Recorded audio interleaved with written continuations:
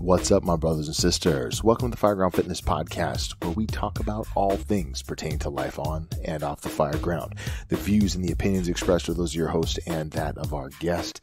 Today, I'm sitting down again with Chris Stewart. We are diving into the strategic decision-making model. This is part 3 of our little mini-series, and today we are specifically going to be talking about risk management and strategy. So, grab yourself a glass of water, grab yourself a cookie, some warm milk, whatever.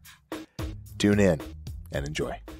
Last time we met, we talked about the size up process, and we're diving back in. I got my guest, Big Shoe Stu, with me here today, and we're going to talk about risk management, and I'm going to lump strategy, and I think we can cover both of those two pretty nicely. So when we talk about risk management in our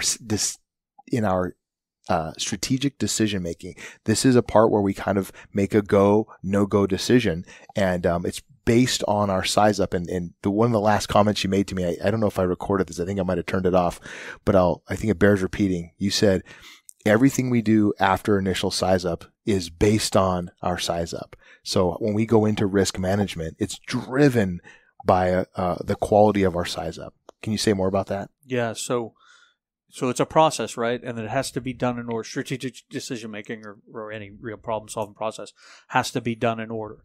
So if we mismeasure or we don't understand the problem, in this system, the next part is risk management, and where are we in our risk management process?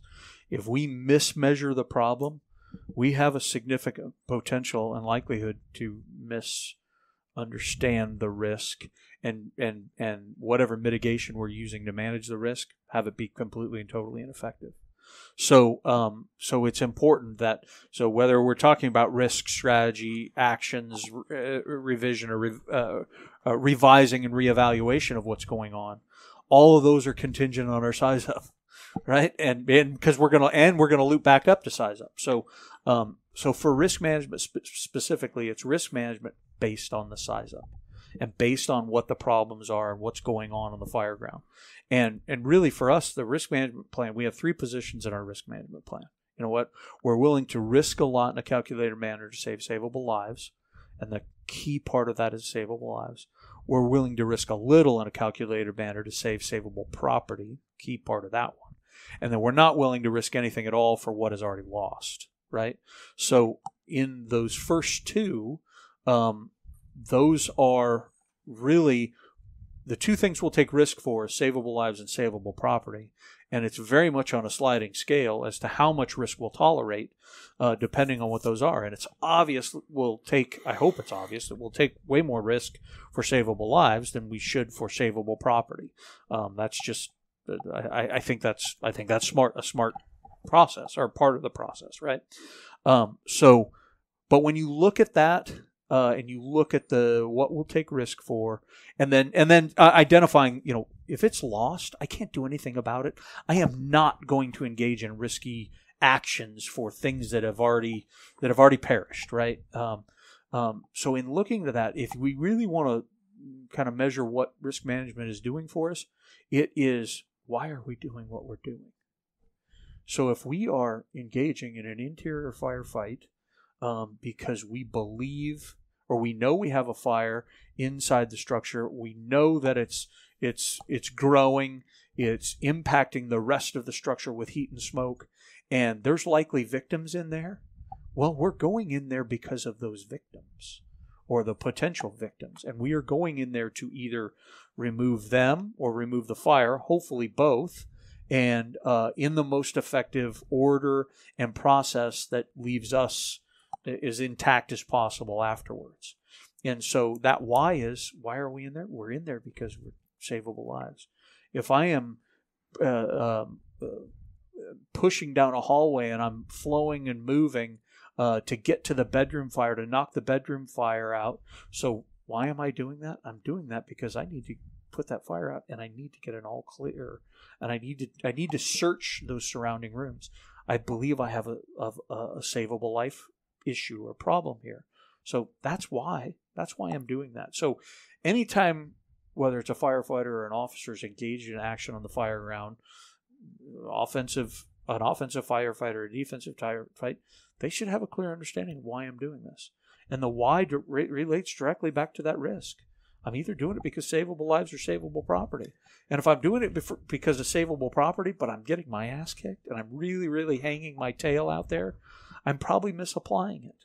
And I probably need to scale that back and maybe not leave, but do something different. And so there's a lot to this, but I think it can be fairly simple if we just put it in that why perspective. So I really like that, actually. The why piece of this is so important. Understanding, you are assuming, let's just take this to the individual level.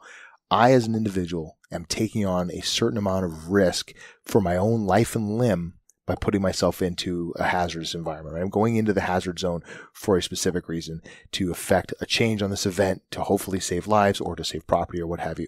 So that individual weighing, I've heard guys say, it's, I'm willing to give my life. And my wife would argue that if you're going to do that, you better be doing it for a really good reason. And you better have calculated and weighed out the scenario that you're putting yourself in. Because to senselessly run in without calculating the variables is just foolish, right? And how are you truly helping improve the situation by becoming a martyr to this event, if you will? So I think we get very cavalier with this, right? Well, there could be people in there, so I'm going in. Well, could there be? There could be, but what's the viability? And this goes back to size up, right? Understanding the conditions and the occupancy and all those elements that are affecting what's going on in the fire ground, and then making a decision that's driven by those variables. So I'm sitting here trying to think of an example of when a firefighter dying at a fire has ever been a good thing. So if a firefighter dying because they miraculously saved somebody else. So think about this. A firefighter is dying who is protected, who has turnouts, SCBA, all this stuff that's supposed to protect us from thermal exposure. They more than likely have water or a hose line with them, and should have the ability, or hopefully have the ability, to manage the fire. Even though I know there's some places and some positions that search without hose lines, I understand that. I think there's a time and place for it, but I cannot think of the time when a firefighter perished and they handed the victim over this precipice, and the victim was okay, and was unprotected, but the firefighter who was protected and had the knowledge and all this other stuff died. That one doesn't connect with me at all. And I hey man, it may have happened, but I'm not privy to it. And then every single time something bad happens to on the fire ground, it screws the fire ground up for the victims every single time, because we turn our attention to the firefighters every single time. We will not let them be lost or stay in the building without us doing something. And fire victims building be damned. And so I can't come up with a scenario where a firefighter dying has ever made the fire ground better. And I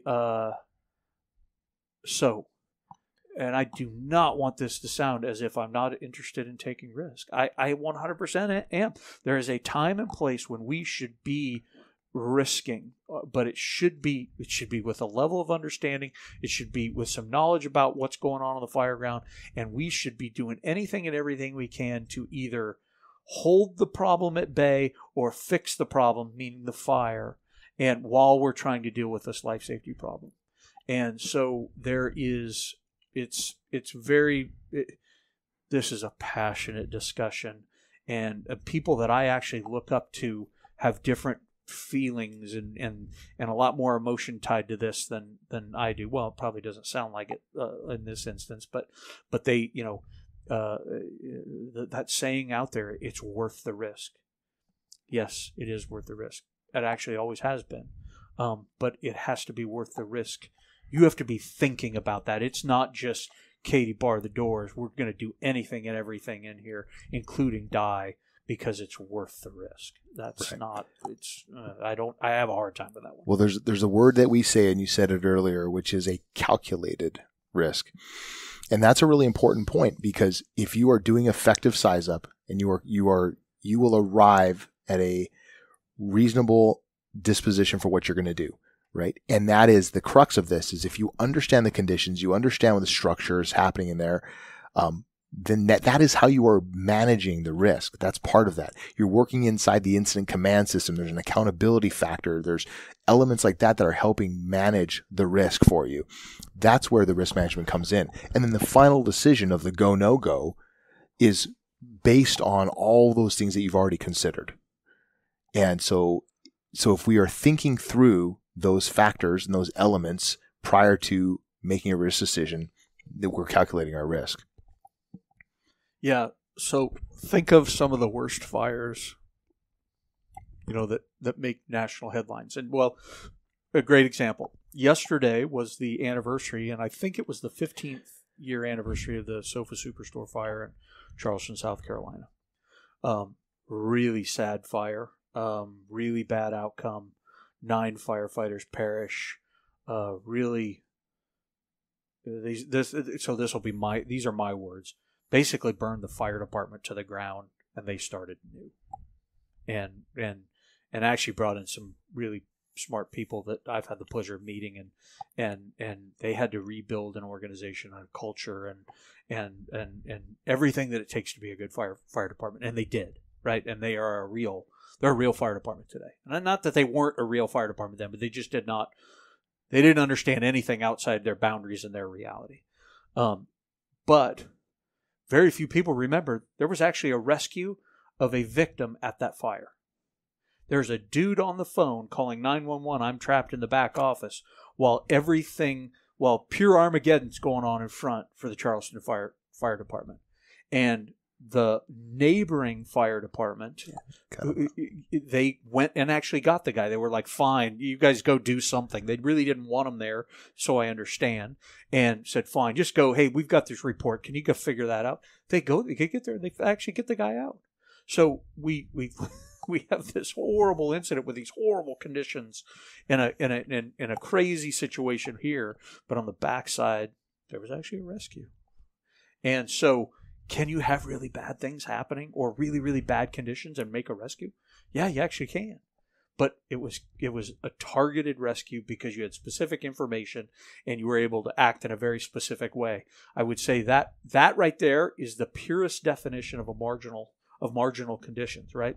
And we're going to talk about strategy here next, but that's right in between. That is the definition of marginal conditions is defensive conditions with a known rescue.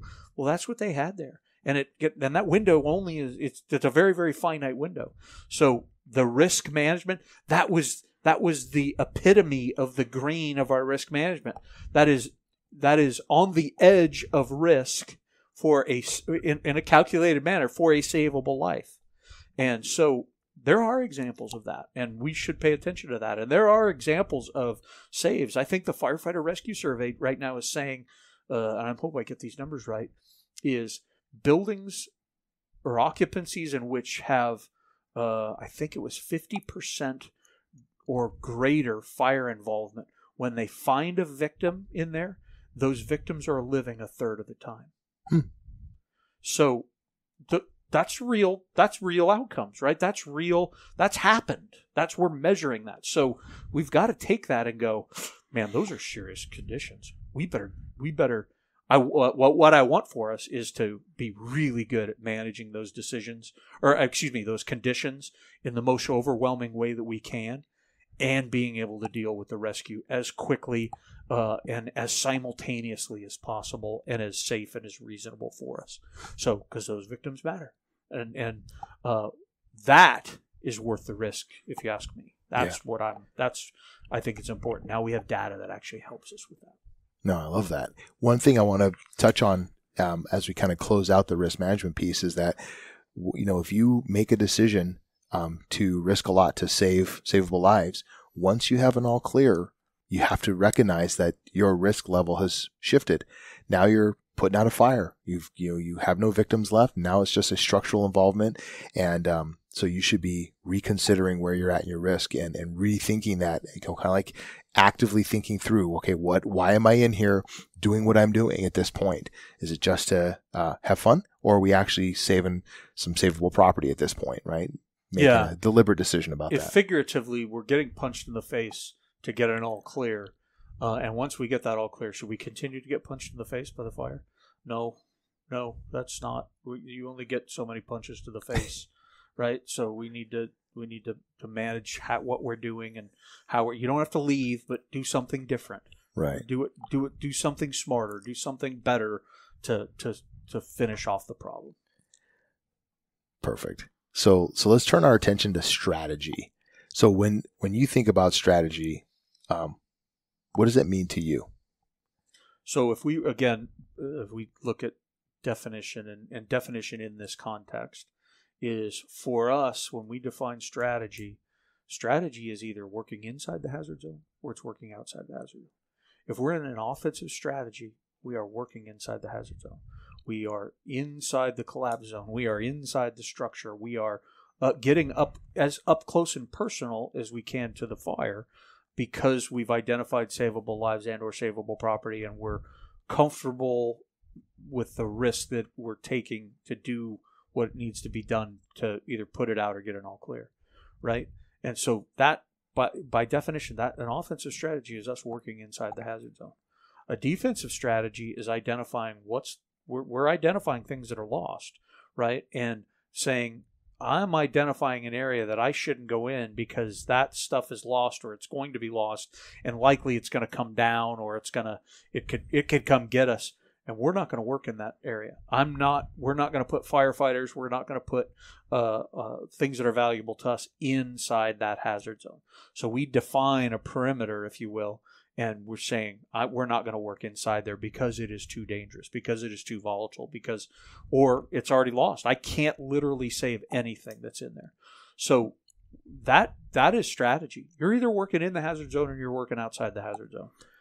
One of the things I think is really important about the declaration of strategy is that it unites the fire ground, and the leader's intent is expressed specifically, right? You kind of gave a definition for it. And I think that if I say, hey, I am offensive, that's now you understand my intent for this fire ground. And as I start making assignments beyond that, they should connect with what my strategy is. So I'm not putting you in a defensive position if I declared an offensive firefight. It wouldn't make sense, or it doesn't connect with what my intent is. So I think that's a really important part of that, is communicating that on the fire ground, is so that we are all on the same page. So we're all moving in the same direction, understanding the objective. Yeah, that intent is what's reasonable and what's effective, right? So if I'm assigning people to work inside the hazard zone in an offensive strategy, and at the same time I'm giving assignments to ladder companies to put their aerial devices up in the air and start flowing water inside the building, those don't connect, right? That's one is really bad for the other.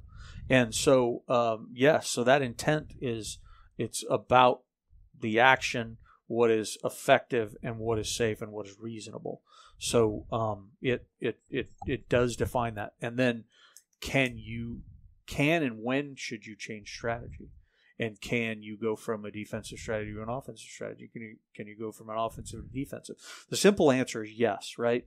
The most likely transition we see is from offensive to defensive. And because conditions are overwhelming, or we got a better look at it, or we now know something we didn't, and we can easily identify that something is actually lost now, and we're not going to be able to do anything about it. So we can safely assume that defensive strategy. We either transition from an offensive to a defensive strategy after we learn that, or we start out in a defensive strategy because we can see that picture clearly when we show up. But is there an instance where we go from defensive to offensive? Yes. But it shouldn't be very often, right? It should be, if we're good at and effective at size up in the beginning, we should typically get our initial call right. And I feel like we do most of the time. And then again, it's either getting better or it's getting worse. If it's getting better, you stay there. If it's getting worse, then you may have to transition. Well, we can either start a defensive strategy or have transitioned to a defensive strategy. And whatever action you took in that time could have made a significant difference on the fire and the fire conditions. And to say, oh, now it's not actually as bad, or I'm no longer worried about the structural integrity. I feel comfortable or confident with that. I'm no longer worried about the complexity of the building and the smoke because I've put the fire out and I've managed the smoke. So is it safe to be on the inside? Yeah. Then there are instances when it is. And so we should be able to say it, but it should be a very calculated process whenever that happens. And again, I feel as if we're doing if we're doing that often, we're probably miscalculating the initial size up anyway. Right. And so it doesn't bode well for our actions on the front end. Right. Yeah. It specifically, all I was thinking about as you were talking about that is this is completely predicated upon the quality of your size up.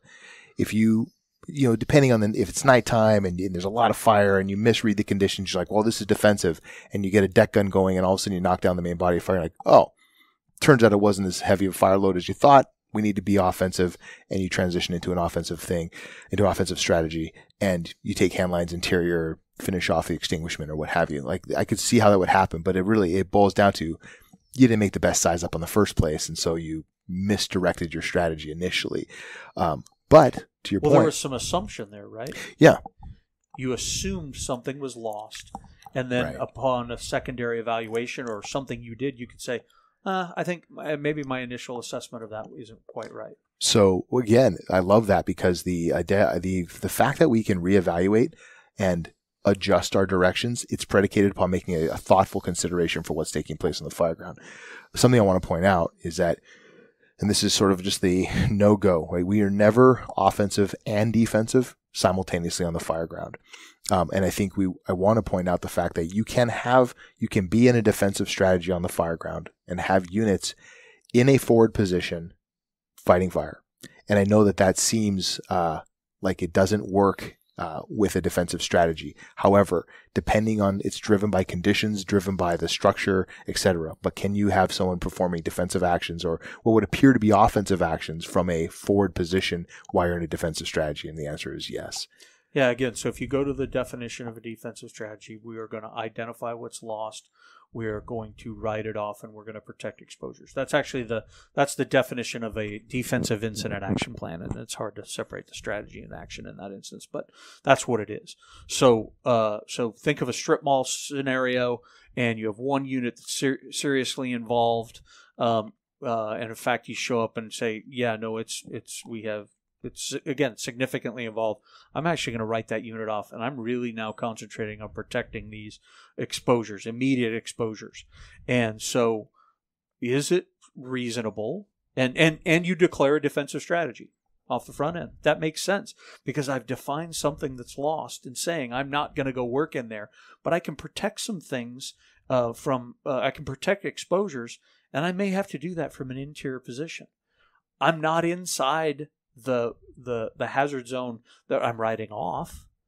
I'm protecting the exposures from that. From an adjacent occupancy. Yeah, right. So I may have to do that from an interior position. I might have to do that from the roof.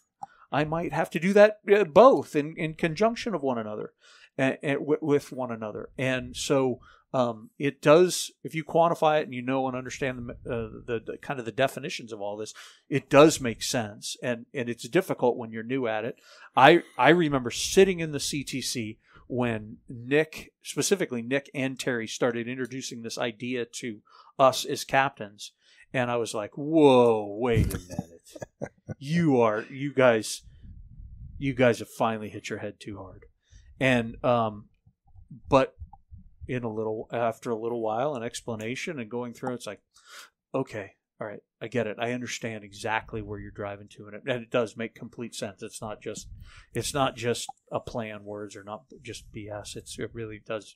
It does mean something. So, well, I think that in summary, what I would say is that all of these things go back to size up and being honest and thoughtful about what is happening on the fire ground and making deliberate decisions about where you are willing to assume risk and not, and what, being honest with yourself about that, and strategically where you're going to position yourself matters. Are we strategically positioning ourselves in a position where we've written off something defensive? That's great. And if we're offensive, great. Make sure you're doing that for a reason, right? You're defining what that is by virtue of your size up and making good quality decisions. Yeah, I think for anybody, that honesty part is really important, because you always have the ability to revise, and you always have the ability to change in whatever direction based on the current information, saying, oh, it's not as bad as I thought, or we were able to do something about it more effectively than I thought we were, or, ooh, this is worse than we thought, we need to make a change. And so we have that freedom to make change, and we should be honest about that, and not just because we picked one thing in the beginning, we're gonna stick ride it into the earth. Exactly, right. No matter how fast we bail water, we're still gonna sink. Nah, man, get out of a bad plan, or get out of a bad strategy. Boom, I love it. All right, folks, that's all we have for today. Thanks for tuning in. Next installment in this series is going to be the big wrap up. We're going to talk about instant action plan and deployment. So, in the meantime, go on out there and get some.